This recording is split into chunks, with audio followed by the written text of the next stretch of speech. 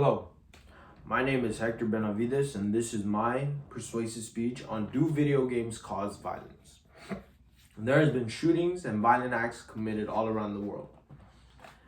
And this has affected families all around the world because they lose loved ones due to these violent acts. And many believe these violent acts are due to these video games, which also affects the creators that created the video games for losing money and getting a bad name on that video game that they created.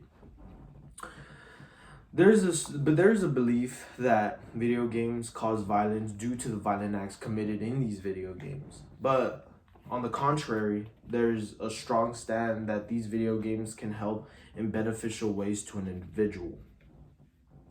Gun violence is blamed all around the world. And they have also been blamed in the US for the school shootings like Columbine Massacre and the Sandy Hook Massacre. They were one of the most horrific shootings in the world. Laura L. Finley, a professor in sociology and criminology, states any worst school shooter was an avid player in video games. For example, Eric Harris and Dylan Klebold, the Columbine killers, as well as Adam Lanza, a man responsible for the Sandy Hook shooting. They were all avid players of video games. Also, something that affects children these days are these video games. They affect their health factor. Kids suffer from high blood pressure and obesity will rise if kids continue to play these video games, according to a health nutritionist. To debunk these claims, a report has been reported by the American Psychology Association found a link between violent video games and aggression, but there has not been any clear evidence that leads these violent behavior with these video games. Now leading to the reasons why video games don't cause violence.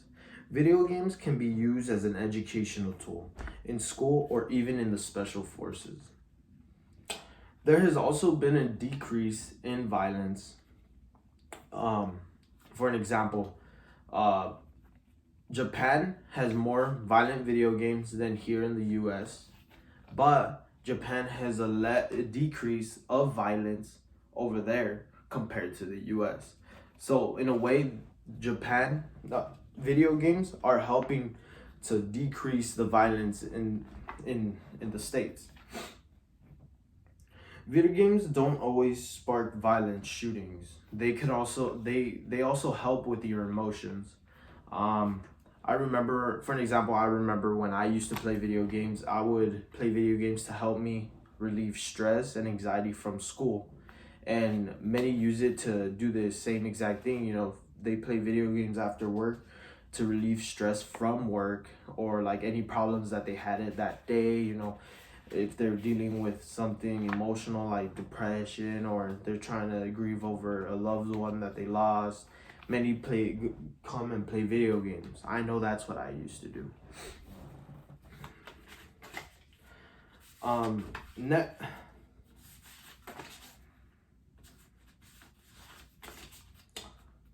Never think that things are useless because it can help others in different ways. Video games can help our fellow military. For example, video games have been incorporated into military training by VR. They use virtual reality in their training, in their boot camp training that I heard from the military, from the Army. David Grossman, a lieutenant in the U.S. Army specialized in study of killology, psychology of killing. He has said that they have actually started to use VR training and has actually improved their kill ratio upon training. And also that he witnessed soldiers in combat that they wouldn't really shoot at one.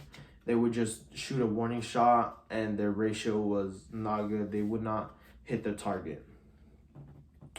Not all video games are violent. There are video games that you could play with your family and like the Connect.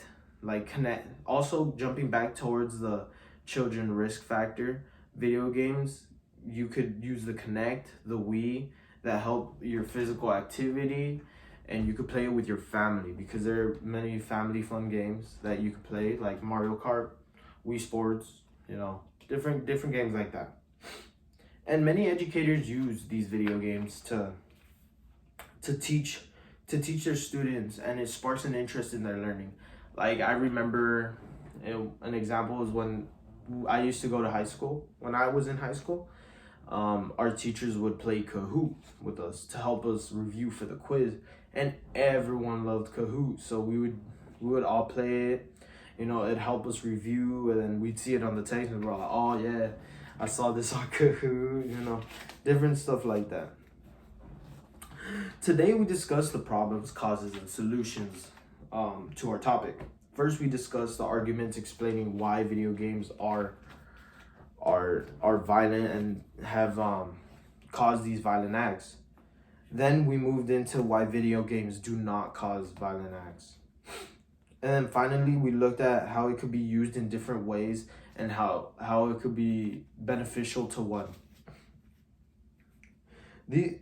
Finally, these school shooters have suffered from abuse from parents and fellow classmates, and it doesn't always lead towards video games.